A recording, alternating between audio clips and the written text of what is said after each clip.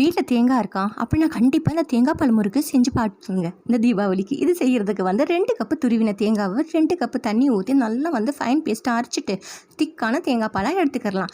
அதோட 100 கிராம் நம்ம உளுந்தை ஒரு 2லேருந்து 3 நிமிஷம் ட்ரை ரோஸ்ட் பண்ணிக்கலாம். உளுந்தோட நேரம் மாறக்கூடாது ஃப்ரெண்ட்ஸ். ஆறிட்ட பின்னாடி மிக்ஸி ஜாரில் சேர்த்துட்டு நல்லா ஃபைன் பவுடர் அரைச்சிட்டு அது ஜலிச்சு வச்சுக்கலாம். அதோட 2 கப்பு அரிசி மாவோட கருப்பு எள்ளு, அதோட உப்பு, பெருங்காயப்பொடி, பட்டர், ஒரே ஒரு ஸ்பூன் பட்டர், அதுக்கு மேலே போட்டுறாதீங்க, அப்புறம் முறுக்கு பிரிஞ்சு வந்துடும்.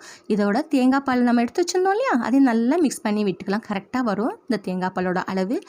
ஃபுல் லிங்க் கொடுத்துருக்கேன், செக் பண்ணி பாருங்கள். அதோட மாவை நல்லா பிசைஞ்சிக்கலாம். இது மாதிரி நல்லா சாஃப்ட் டோவாக பிசைஞ்சிட்டு ஈரத்துணி போட்டுக்கோங்க. ஏன்னா முறுக்கு உருளை ரெடி பண்ணிவிட்டு இது மாதிரி போட்டு வச்சுக்கோங்க. சூடான எண்ணெயில் போட்டு சாப்பிட்டு பாருங்களேன், அட்டகாசமாக இருக்கும். கண்டிப்பாக இந்த ரெசிபியை ட்ரை பண்ணுங்கள் ஃப்ரெண்ட்ஸ். அப்படியே நம்ம சேனலையும் சப்ஸ்கிரைப் பண்ணிக்கோங்க. தேங்க்ஸ் ஃபார் வாட்சிங். தேங்காய் பால் வச்சு ஒரு முறுக்கு ரெசிபி